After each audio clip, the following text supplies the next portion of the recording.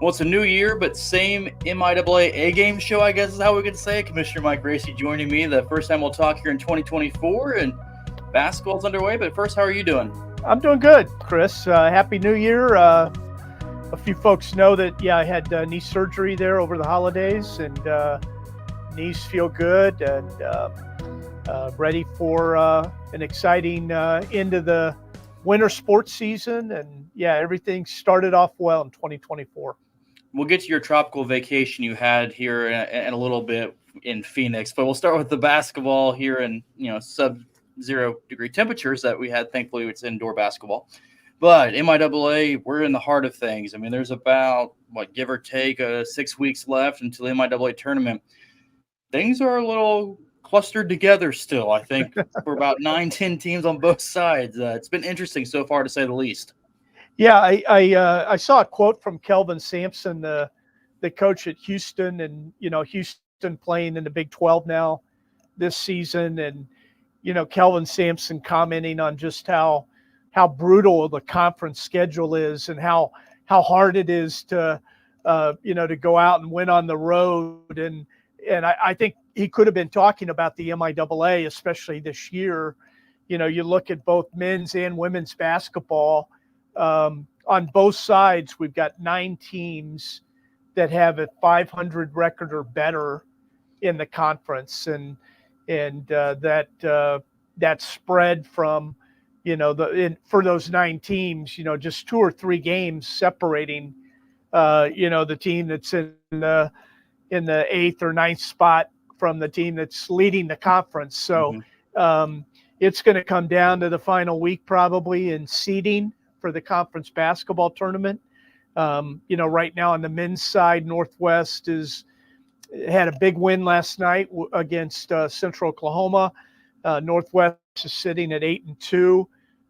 3 teams right behind them at 7-3 with Missouri Western, Fort Hays State, Washburn.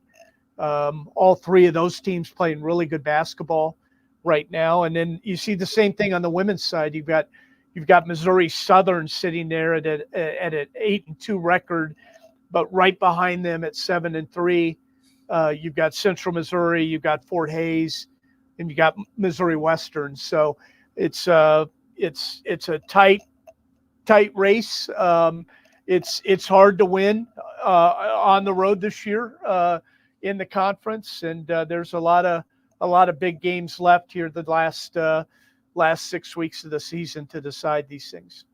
And we'll get into this more as we get closer to the tournament too, but how clustered together things are is going to make for an interesting, not only MIAA tournament, but then we get into the regional rankings, and we've seen how those work in the past when you have this many teams that are playing really good basketball. But we can save that for a day in February where we start looking, going, there's 7, 8, 9 teams that are fighting right there too. Well, I think the thing that, hopefully our fans realize, I know our coaches appreciate, our student athletes recognize this, is that, this tough competition that these teams in the MIAA are playing in January and February are going to prepare them, first for the conference tournament, and then for the regional tournament. And, there's not a tougher league, men's or women's basketball, top to bottom, than we have in the MIAA, and it's gonna help our teams be ready for those close games. That hostile environment, the tough crowds that they're going to be playing against when we get into March. And also, just kind of looking ahead to the MIAA basketball championship coming up here. Gosh, March 6th through 10th. I mean, we are 6 weeks away. It kind of creeps up on you once you get through the holidays. But, it'll be back at Municipal. This will be our 21st year at historic Municipal Auditorium, and you mentioned the dates: March 6th through 10th. That's a Wednesday through Sunday. I think this year the women's tournament is the afternoon sessions. The men's tournament will be the evening sessions. Sunday, both championships will take place, the women's tournament, and then the men will follow. I think tickets went on sale yesterday, Chris, at Ticketmaster, and that obviously makes it real, that time is getting close. But yeah, it's just around the corner. And as always, we love the fact that the MIAA basketball tournament, the men's and women's championships, MIAA Madness, as we call it, gets to kick off basketball in March in Kansas City. Not a better basketball town in the country, with everything that happens in Kansas City in March with the MIAA, the Big 12, the NAIA, NCAA tournament games. But we get to be first, and we're looking forward. Fans, if you don't have tickets yet, go get them. I think you're going to really enjoy the competition that will take place this year on both the men's and women's side. March 6th through 10th, tickets on sale now through Ticketmaster. You can either get them on any of the MIAA campuses or Ticketmaster. Like we said, we still have about 6 weeks to go, and there's no clear number one on either side of the standings. And I think coaches would like to see some separation created for themselves at some point, but we'll see if we ever get that true separation. But let's go to your tropical getaway you had from the 2-degree weather that Kansas City and the area was having. You have to go to 60-degree weather for the NCAA and 2024 National Convention. Some big news coming out for Division II, and I know you were a very strong advocate for this Week 0 proposal. Close vote, very close vote. Overall thoughts on getting that passed for the Week 0 to add that extra week in there? Yeah, well, you and I were talking, Chris, about the NCAA convention in Phoenix, Arizona, and I mentioned that they were going through a bit of a cold spell, 60 degrees, right. And yeah, they were complaining about it. And I'm sitting in a restaurant watching the Chiefs and the Dolphins play with 15-degree wind chill, and I'm thinking I'm sure glad I'm in Phoenix right now. But it was a great meeting, a great NCAA convention, and a historic one, Chris. I think a lot of the conferences that were behind the Week 0 proposal felt that this was a very important vote. Really, kind of an opportunity to really see where we're at as a division in football. The Week 0 proposal was really brought to the membership for consideration with two primary purposes. One, to provide greater scheduling flexibility, scheduling opportunity, an opportunity for schools and conferences to find more non-conference matchups early in the season. And then more important, an opportunity during the season to provide student athletes with a bye week and a week of rest and recovery. And we've talked that Division II is the only division, NCAA or NAIA, in college football that didn't have that bye week opportunity. And so those were the things that the schools and the conferences fighting for this proposal were arguing, and the schools opposed were arguing that it would cost too much. And I think fortunately the issues regarding opportunity and health and safety prevailed in that argument. It was a close vote. I think, about 10 votes that separated the yeses and the nos on that proposal. But Week 0 did pass, and the good news for MIAA fans, every MIAA school is working this week to try and find a Week 0 non-conference matchup. And if they're able to do that, that week in the season that is a bye week because of the Lincoln move to the GLVC, that'll be an off week. For some schools, it'll be early. For other schools, it'll be later in the season. And then, in 25 and 26, we begin to address that because of Northeastern State moving into a non-conference role, an independent in football.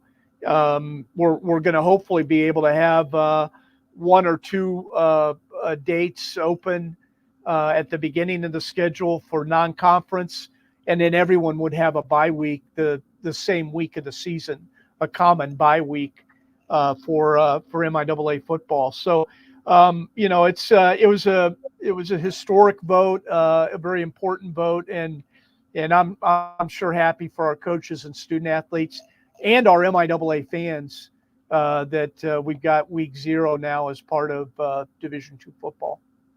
What other either proposals that went through, or I see the other football one didn't pass, but that was 84-83 vote margin too. But what other proposals were talked about a lot for Division II that really stand out to you at this point? Well, I think, you mentioned the other one that didn't pass, and that I think that was a good one as well for the MIAA to see that fail. It would have given every conference in Division II an automatic berth in the playoffs. And, when we only have a playoff bracket of 28 teams and there's 16 conferences, doesn't make a lot of sense to give everyone an automatic bye when we're leaving a lot of good football teams at home and not in the playoffs. So, the MIAA has been arguing, hey, before we get there, let's expand the bracket. Let's get a bigger bracket for more at-large teams, and then we can talk about, an AQ, where everyone gets a participation ribbon. And, no matter how bad your conference champion is, put them in the playoffs and, let them have that experience. But we're not, we shouldn't be doing that when we only have 28 playoff spots.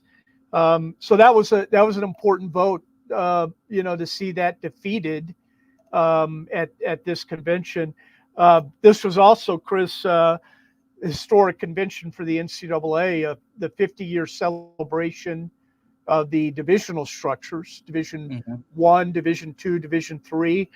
Those were approved at a special convention in 1973, and so there was a lot of history, a lot of celebration, a lot of recognition that went into the 50th celebration of that.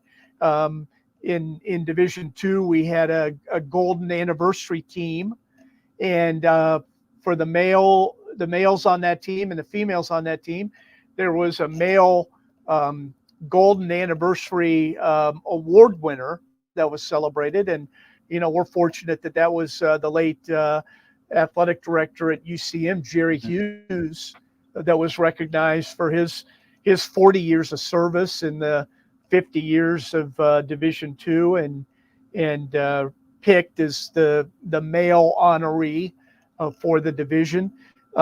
We also had a UCM female track student athlete, Chris, that was celebrated as one of the 9 finalists for the Woman of the Year in the NCAA at the convention, and that was a great day for the MIAA and UCM to celebrate that.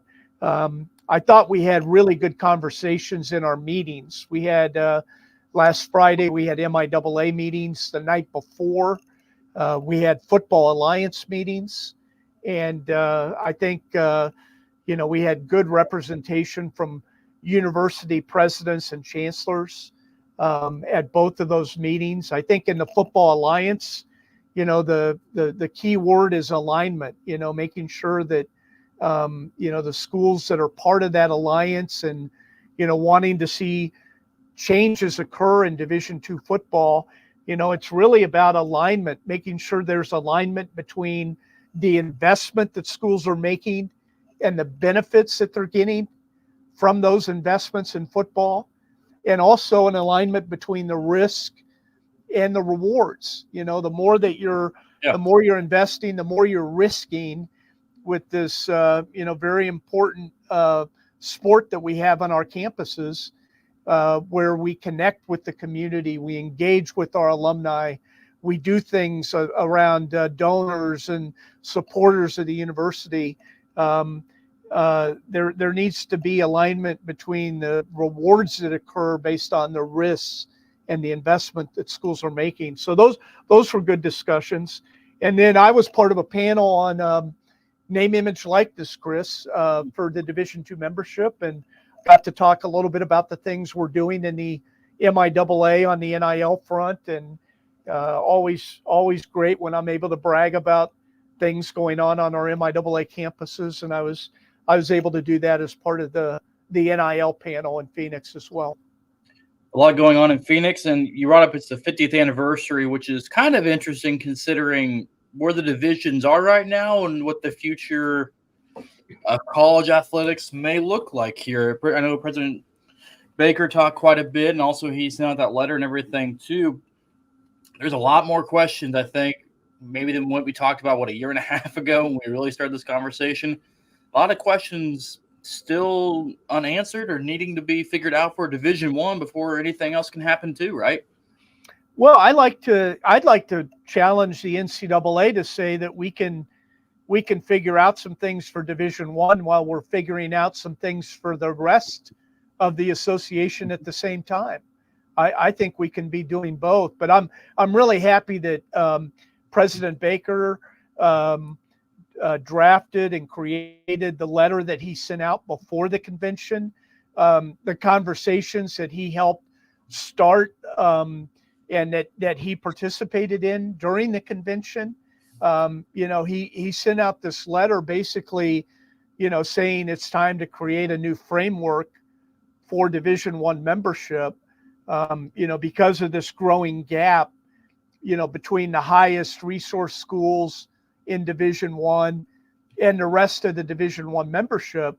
It's time to explore a new subdivision in Division I, and what does that look like, and what are the requirements? And I think we can pretty easily guess who's going to be a part of that. It's going to be schools in the Big Ten, the Southeastern Conference, probably many that are currently in the Big 12 and the ACC, and maybe a few others. But it's going to be 60 or 70 schools that have a very different model. They're the way that they structure the student athlete experience, and what that looks like, and what the requirements are, and what student athletes receive for their participation, how they're classified from an employment and legal standpoint. Those are all issues to be worked through, and I'm happy that President Baker has acknowledged that and has thrown that out there as a discussion point for the membership. But I would argue that there's some lessons to learn from what happened back in the early 1970s, when the NCAA had a college division and a university division, and a lot of issues related to growing the growing television opportunities, and finances, and missions of universities and colleges, and competitiveness, and all of those things caused the NCAA to go out and create a committee on reorganization that had representatives from all three divisions, and people getting around the table to figure out, is there a better model? Is there a better structure,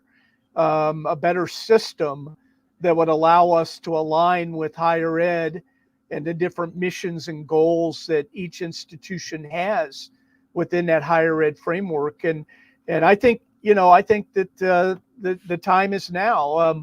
There needs to be a better system for all NCAA members that provides greater stability and alignment. There's got to be a better way to distinguish the divisions than the Roman numerals we use now. I think there's work to be done, not just for that upper level of Division I, but for all of the NCAA. There's a big divide in Division I.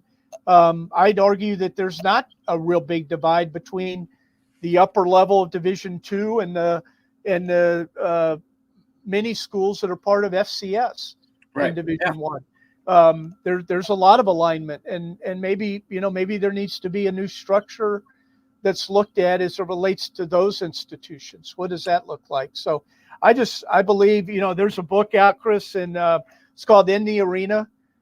It was written by Joe Crowley, the former president of the NCAA when it was still a position within the membership. He was the president at Reno, Nevada, Reno. He served as president of the NCAA.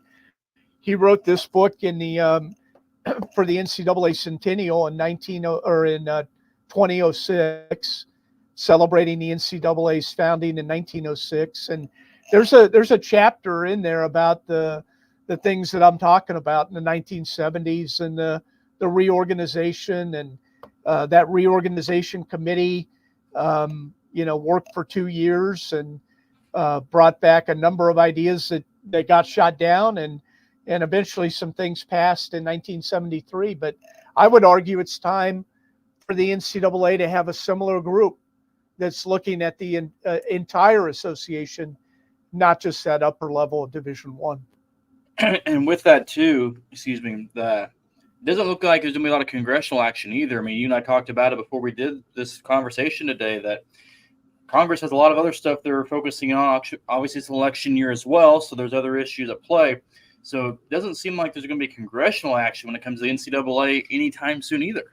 Yeah, there was a hearing on Capitol Hill again yesterday. I think this was the 11th hearing that different committees in Congress have had related to name, image, likeness. And, there are a few bills that are floating around, and I think there's, agreement on both sides of the aisle that there are issues that need to be addressed. But I think there's growing concern about, whether or not, Congress is going to be able to fix these.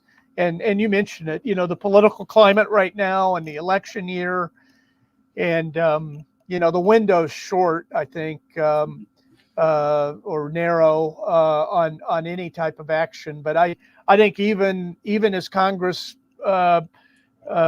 continues to talk about ideas and solutions, we need to, as an association, begin to address this internally. And the way we do that is with committees and membership participation, and getting the right people around the table that have ideas about maybe a better structure, a better organization, and how we align our membership. Maybe there's divisions based on whether you're public, private, how big your enrollment is. If you're a private school, how big your endowment is. Maybe those are some of the things that start to define the type of division you're in. Obviously, the principle of self-selection or self-determination is one that the NCAA has always been committed to. So if you're a small private and you want to play against the biggest institutions in the country, you're able to do that. But maybe there's a better way that we should structure the NCAA than we have for the past 50 years. And I think those are appropriate questions to put in front of some committee or group to start to answer. And maybe it's best that all these meetings and committees happen in like warm weather climates in the middle. Like if you have to go back in the winter, you guys can have warm weather climates so everybody's in a better mood when you guys get to the table and have these conversations, right? Exactly. The weather always helps, Chris. No doubt. Yeah, you don't want to be in 5-degree weather talking about anything. I usually don't even want to talk about anything when it's under 30. But here we are. I'm talking about a lot of stuff right now.